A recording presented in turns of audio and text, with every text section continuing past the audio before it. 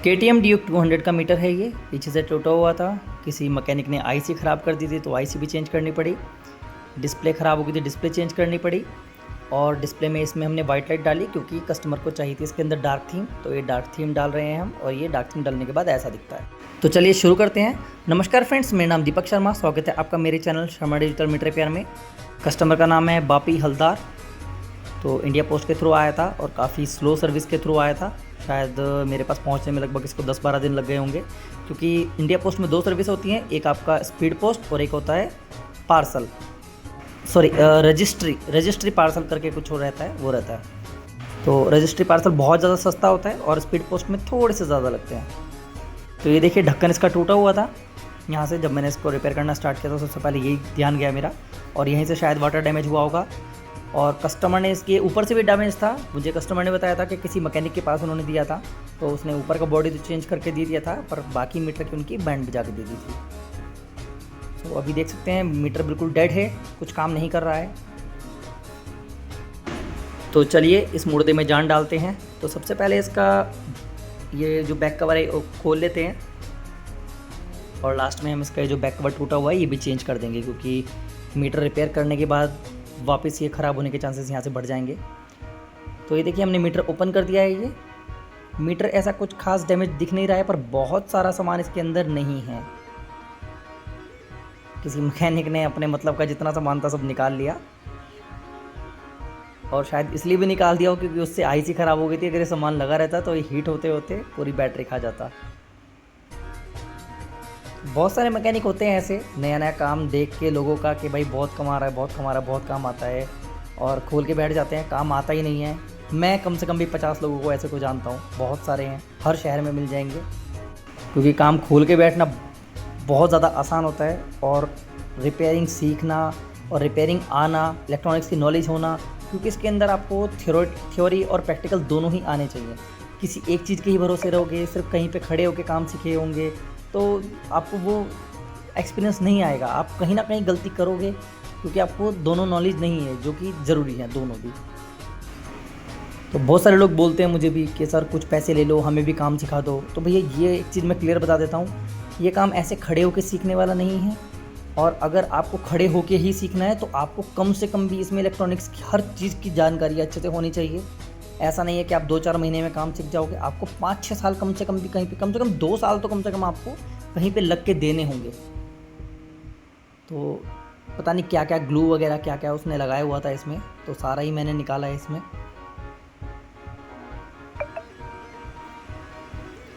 और मीटर देखने में वैसे क्लीन दिख रहा था, क्योंकि पहले जिसके पास भी था ये, उसने इसको क्लीन तो कर दिया था, बट बहुत सारी चीज़ें ऐसी थी जो उसने इसके अंदर थोड़ा गंदगी जैसी फैला रखी थी। तो कई जगह इसने एक गोंद लगा रखा था, उसमें पता नहीं कौन सा, शायद ग्लू स्टिक थी, क्या था।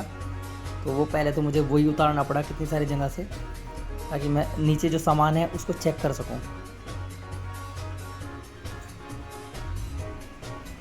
तो ये देखिए, ये इसकी मेन आईसी। ये मेन आईसी कभी भी अपने आप नहीं ख़राब होती है। इसके ख़राब होने का रीज़न 2 ही तरीके से होता है। एक तो पानी में डूबी रहे और इसकी पिनें गल जाए, तो ये ख़राब हो सकती है। बाकी नहीं तो अगर ये ख़राब हुई है तो सीधा सा रीज़न है कि इसमें किसी ने तो कुछ तो भी कलाकारी करी है गलत। ये 5 वोल्ट से ऑपरेट होती है। जहाँ पे भी इसके किसी भी पॉइंट पे 12 के आसपास वोल्ट चलेगा, ये तुरंत ख़राब हो जाती है। और वही लोग कर देते हैं, इधर से उधर टचिंग करने के चक्कर में इधर से उधर ये लगा के देखो, वो लगा के देखो। उन्हें नहीं पता होता कहाँ पे 2 वोल्ट जाने हैं, कहाँ पे 4 वोल्ट जाने हैं। किसी भी 2 वोल्ट वाली जगह पे 5 वोल्ट चले जाएंगे तो ये ख़राब हो जाएगी, और किसी भी 5 वोल्ट वाली जगह पे 12 वोल्ट चले जाएंगे तो ये ख़राब हो जाएगी। कम वोल्ट से नहीं ख़राब होती है, हमेशा ज़्यादा वोल्ट से ख़राब होती है। तो आईसी हमने इसकी निकाल दी है, और अब देखते हैं अब शॉर्टिंग है क्या। तो अभी इसके अंदर शॉर्टिंग निकल चुकी है। तो ये आईसी इसकी ख़राब हो गई है। तो इसके ऊपर जो अभी खून सा लग गया है, ये पेस्ट वगैरह लग गया है, इसको मैं क्लीन करके उसके ऊपर अच्छे से क्रॉस लगा दूंगा, ताकि मेरे वापस यूज़ में ना आ जाए और मेरा काम ना बढ़ जाए।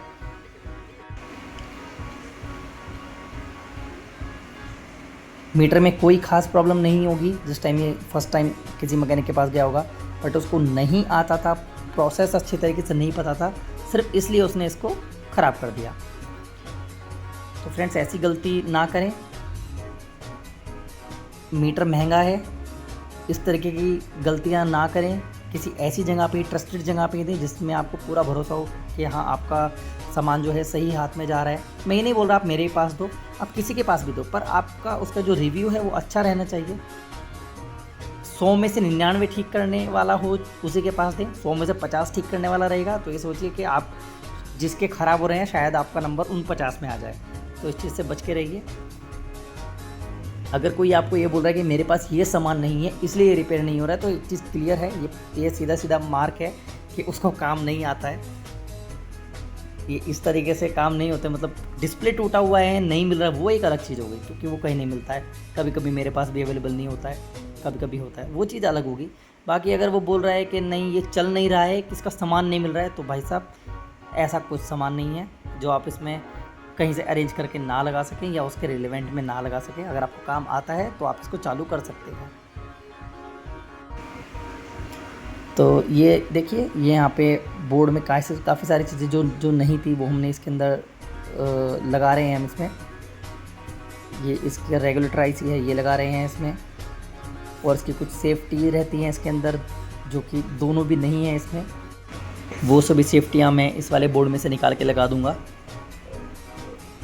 तो फर्स्ट तो होती है ये एक रेजिस्टेंस की तरह काम करता है, और इसका काम होता है आगे कहीं पे लोड हो तो वायरिंग को शॉर्ट ना करते हुए खुद हीट हो जाना और ख़ुद को ख़राब कर लेना, ताकि आगे कुछ ख़राब ना हो।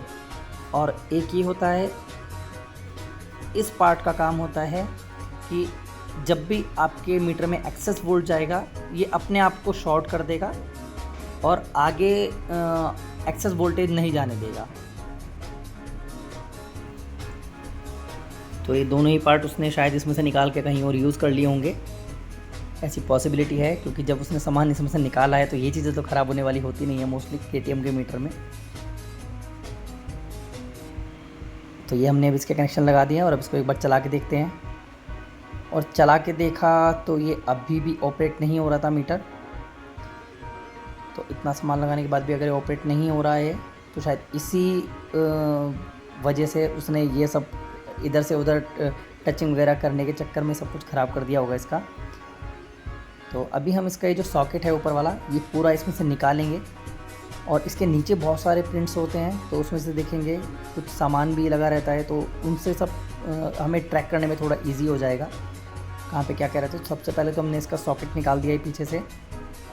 काम बिल्कुल तसल्ली से होना चाहिए, थोड़ा भी अगर कस्टमर इतना पैसा मीटर में लगा रहा है रिपेयर करने के लिए तो उसको बिल्कुल नया जैसा मज़ा आना चाहिए। और मेरी एक ही प्रायोरिटी रहती है, अगर कस्टमर मेरे से मीटर रिपेयर करा रहा है तो उसको ऐसा फील नहीं होना चाहिए कि नया ले लेता तो ज़्यादा अच्छा होता। मेरा रिपेयर किया हुआ मीटर अगर नए के बराबर ना चले तो सच में मुझे दुख होएगा, जो कि मैं नहीं चाहता हूँ। मेरी प्रायोरिटी ये रहती है अगर कस्टमर मेरे से मीटर रिपेयर करा रहा है तो कस्टमर का काम बिल्कुल नया जैसा हो जाए। तो मीटर का फॉल्ट जो भी था वो हमने निकाल दिया इसमें। मीटर अभी कंप्लीट मेरे हिसाब से ओके हो गया है। अब मैं इसको लाइन पे लगा के चेक करूँगा। ये हमने लगाया इसमें डायरेक्ट पॉजिटिव, ये लगाया हमने इसमें पॉजिटिव और एक नेगेटिव।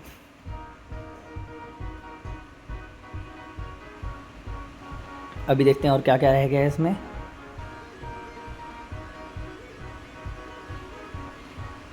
ओके, ये वायर शायद सही से नहीं लग रहा है, मैंने ही थोड़ा वायर उल्टा लगा दिया था। तो ये मीटर ऑन हो गया है, देख सकते हैं मीटर हमारा अच्छे से रिपेयर हो गया है, बोर्ड परफेक्टली वर्क कर रहा है। अब हम लगाएंगे इसकी डिस्प्ले। डिस्प्ले भी ख़राब हो जाती है अगर, क्योंकि डिस्प्ले भी 5 वोल्ट पे ऑपरेट होती है और इसको भी अगर आप 12 वोल्ट दे देंगे तो ये भी ख़राब हो जाएगी। इसमें ग्लास के ऊपर एक IC लगी होती है, वो हीट होने लगी थी, मैं समझ गया डिस्प्ले इसकी ख़राब हो चुकी है। अब हम इसमें दूसरी डिस्प्ले लगाएंगे। रिबन वगैरह बिल्कुल ओके था इसका, बट इसकी डिस्प्ले हाई वोल्टेज की वजह से ख़राब हो गई है।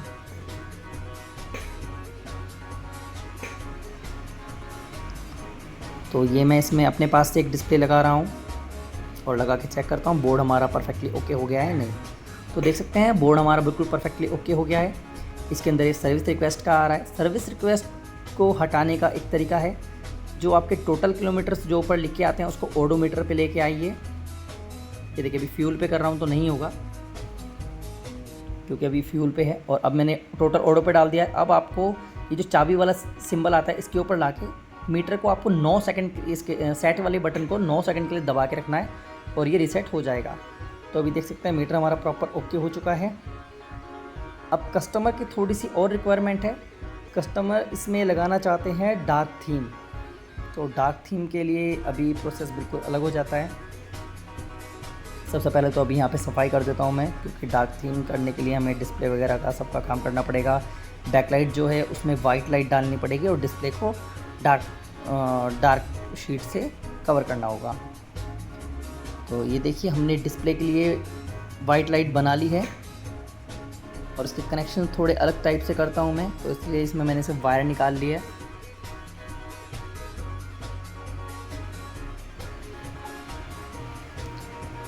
ये बैक लाइट को बोर्ड से हम टाइट कर देते हैं ताकि ये बाहर ना आए।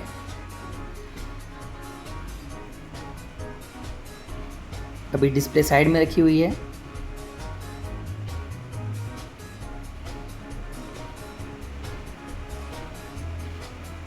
थोड़ा सा अल्ट्रेशन करना पड़ता है इसमें अपने हिसाब से, आप कौन सी लाइट यूज़ कर रहे हैं, कितने वाट की लाइट यूज़ कर रहे हैं उसके हिसाब से। ऐसा नहीं है कि आप बस कनेक्शन देख ले, कि आप सिर्फ कनेक्शन देख लें कि भाई कहाँ से हो रहे हैं और ऐसे करके आपने लाइट लगाई तो वो चल जाएगी, तो ऐसा नहीं होगा। ऐसे हो सकता है आपकी लाइट ख़राब हो जाए। तो आपको प्रॉपर नॉलेज होनी चाहिए कि कितने वोल्ट की लाइट आप यूज़ कर रहे हैं, कितने वाट की लाइट यूज़ कर रहे हैं, उसके लिए आपको इसमें क्या क्या सामान लगाना है और क्या क्या निकालना है। क्योंकि कंपनी जो कंपनी का डिज़ाइन रहता है वो रहता है 6 लाइट पे, और उनके वाटेज बहुत अलग रहते हैं। बहुत ही कम वाट की लाइटें रहती हैं वो, और सिर्फ 6 ही लाइट रहती है। अभी मैंने इसके अंदर लगाई है 9 लाइट का सेटअप मैंने इसके अंदर लगाया है अंदर, तो 9 लाइट के हिसाब से थोड़े और अल्ट्रेशन करने पड़ेंगे इसमें। तो इसमें नहीं है, ये स्लीव लगा देता हूँ जो मैं इसके अंदर सामान यूज़ कर रहा हूँ उसको, ताकि इधर उधर कहीं पे टच ना हो।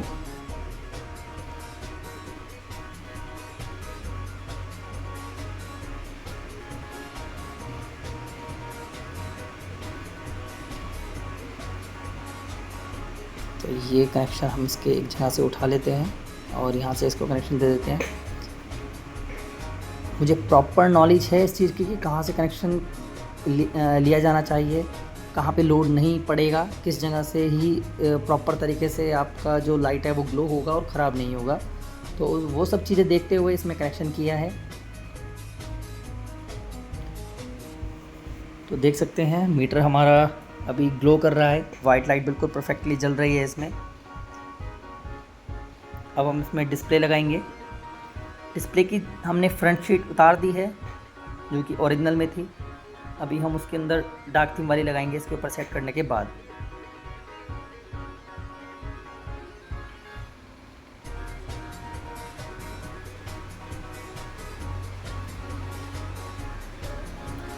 ये देखिए डिस्प्ले हमने इसमें लगा दिया है, स्ट्रिप अच्छे से कनेक्ट हो गई है। अभी इसके अंदर विजिबिलिटी आपको 0 दिख रही होगी। अब हम इसके अंदर ये जो शीट मैंने निकाल के रखी है, ये शीट हम इसके ऊपर लगाएंगे और लगाने से पहले डिस्प्ले को पूरा अच्छे से क्लीन करेंगे, क्योंकि थोड़ा भी इसके अंदर अगर कोई भी धूल मिट्टी का कोई भी कण आ गया इसमें तो वहीं पे बबल आ जाएगा, जो कि हम नहीं चाहते हैं। थोड़ा भी बबल आए, बबल ना आए इसलिए सफाई का बहुत ज़्यादा ध्यान रखना पड़ता है इसमें। नीचे वाले एंड से स्टार्ट करेंगे। तो ये नीचे स्टिक कर दिया है, पीछे से इसका रैपिंग पेपर उतारते इसको हम यहाँ पे लगा देंगे। तो ये हो गया हमारा डार्क थीम का काम कंप्लीट। और ग्लो मैं आपको अभी दिखा देता हूँ इसको ऑन करके। तो ये देखिए ये है ग्लो। आपको कैमरे में ये येलो दिख रहा होगा, एक्चुअल में इतना येलो नहीं है जितना दिख रहा है, पता नहीं क्यों, पर कैमरा बहुत ज़्यादा येलो दिखा रहा है इसमें। इतना ज़्यादा येलो नहीं है,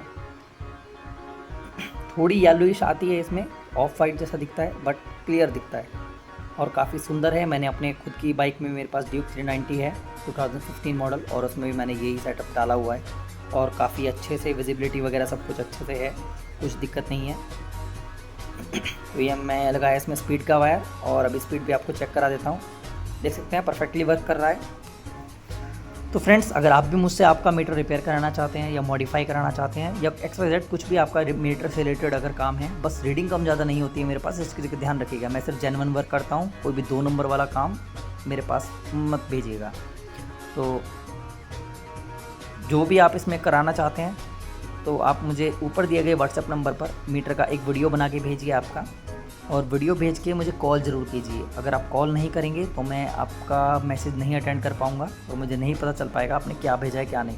फिर आप ही लोग कमेंट में लिखते हो कि भाई फ़ोन नहीं उठाता है, फ़ोन तो उठाता है, मैसेज का रिप्लाई नहीं करता है। तो भाई मैसेज का रिप्लाई भाई मैं तब तक नहीं करता हूँ जब तक कोई कॉल नहीं करता है, क्योंकि मेरे पास 7-8 हज़ार मैसेज पेंडिंग है। अगर मैं रिप्लाई करने में रह गया बस तो सिर्फ रिप्लाई ही करता रह जाऊँगा, काम करने के लिए टाइम भी नहीं मिलेगा। तो जो लोग मुझे कॉल कर देते हैं मैं उनका रिप्लाई करता हूँ, और कॉल चलते चलते ही उनको रिप्लाई करता हूँ, उनका वीडियो भी देख लेता हूँ जो भी वो भेजा हुआ रहता है उन्होंने, और उनको पूरा डिटेल खर्चा वगैरह एड्रेस वगैरह सब कुछ मैं भेज देता हूँ। तो फ्रेंड, कुछ लोग बोलते हैं कि आप यूट्यूब में अपना एड्रेस क्यों नहीं बताते हैं। भाई फिर मुझे पता ही नहीं लगेगा कितने लोग कहाँ से भेज देंगे, क्योंकि कितने सारे लोग भेजने के टाइम अपना एड्रेस नहीं डालते हैं उस पर। और मुझे कम से कम पता तो रहे, बंदा कम से कम सामने से फ़ोन करके बताए तो सही कि हाँ भाई मैंने ये भेजा हुआ है और इसके ऊपर नाम मैं लिखना भूल गया हूँ या नंबर लिखना भूल गया हूँ। और तो फिर मैं उसको ये चीज़ बोलता हूँ, ठीक है आप 1 हफ़्ते बाद वापस एक बार कॉल कर लेना और कंफर्म कर लेना आपका जो उसके ऊपर डॉकेट नंबर रहेगा, आप वो डॉकेट नंबर देना, मैं उसमें देख लूँगा और मैच करके आपका नंबर उस पर डाल दूँगा। तो क्योंकि ऐसे लावारिस में पड़ा रहता है, नहीं तो कभी कभी मीटर एक बार तो पड़ा रहा था, 1 महीने बाद बंदे का कॉल आता है मेरे पास, मतलब मैंने मीटर भेजा था आपके पास पहुँचाएगा। मैं कहा भाई मेरे पास इस नाम से कोई मीटर नहीं, क्योंकि उसके ऊपर नाम ही नहीं था, सिर्फ मेरे नाम से आया हुआ था। तो ऐसे काफ़ी प्रॉब्लम होती है। तो इस तरह की प्रॉब्लम ना हो इसके लिए मीटर के ऊपर मेरा एड्रेस तो डालिए, फॉर्म में आपका नाम एड्रेस भले ही ना डालिए, पर आपका व्हाट्सएप नंबर कम से कम जिससे आपकी मेरी बात हुई है वो तो कम से कम डाल ही दीजिए व्हाट्सएप पर कॉलिंग नंबर, ताकि मैं कॉल करके आपको कंफर्म कर सकूँ। तो ये मीटर वापस वाटर डैमेज ना हो इसलिए हमने इसका बॉडी भी चेंज कर दिया है, और साइड में इसको पूरा फिल कर दिया है हमने एनाबॉन्ड से, ताकि इसमें पानी साइड से ना जाए। तो अभी ऊपर से पानी नहीं जाएगा इसकी श्योरिटी है, साइड से पानी नहीं जाएगा इसकी श्योरिटी है, बट बैक साइड में जो आपको सॉकेट दिख रहा है ग्रीन कलर वाला, इसके ऊपर एक रबड़ कैप रहता है। अभी जिस भी बंदे ने ये भेजा है मीटर मेरे पास, उसका रबड़ कैप उसके वायरिंग में है। तो अभी मैं उसके लिए एक चीज़ इसमें बताना चाहूँगा कि ये जो रबर कैप है इसको आप अच्छे से टेपिंग कीजिए या कुछ भी कीजिए, XYZ कुछ भी आप इसमें कीजिए, पर नीचे से पानी ऊपर नहीं जाना चाहिए वेपराइज होके, क्योंकि KTM में रेडिएटर होता है, रेडिएटर हीट रहेगा, और आप जैसे ही पानी में जाएंगे या कभी वॉशिंग वगैरह कराएंगे और उसके बाद स्टार्ट करेंगे तो रेडिएटर इतना हीट हो जाता है कि वो पानी को वेपर बना के ऊपर उड़ा देता है। तो वो वेपर आपका मीटर के अंदर ना जाए, उस चीज़ के लिए आपको ध्यान रखना है कि इसका जो नीचे से रबड़ कैप है ये आपका अच्छे से पैक होना चाहिए। तो देख सकते हैं पूरा अच्छे से सील हो चुका है। मैंने इसके अंदर इतना बॉन्ड भरा था ताकि जब मैंने इसको प्रेस किया तो जो एक्सेस था वो बाहर आ गया, और जो नहीं निकला है वो पूरा अंदर सेट हो गया है। तो अभी फाइनल इसकी टेस्टिंग कर लेते हैं। तो फ्रेंड्स, कैसा लगता है आपको मेरा ये वीडियो, प्लीज़ मुझे कमेंट में लिख के ज़रूर बताइए, और कोई सजेशन हो आपका मेरे वीडियोस के लिए तो प्लीज़ मुझे बताइए, मैं उस पर ज़रूर काम करूँगा। मेरी कोई अच्छाई हो या कोई बुराई हो वो भी प्लीज़ मुझे कमेंट में बताइए। और रही बात मीटर की काम की, तो भाई आप नए जैसा विश्वास कर सकते हैं मेरे काम पे, कोई भी उसमें थूक लगाने वाला कोई काम नहीं है, सब कुछ जेन्युइन वर्क रहता है। जो एक कंपनी का सेटअप बनाने के लिए रहता है मेरा, वही रिपेयर करने के लिए रहता है। ऐसा कुछ जुगाड़ नहीं करता हूँ, किसी चीज़ को बाईपास नहीं करता हूँ। तो फ्रेंड्स, वीडियो पसंद आया तो लाइक कीजिए, चैनल को सब्सक्राइब कीजिए और दोस्तों के साथ शेयर कीजिए। नमस्कार।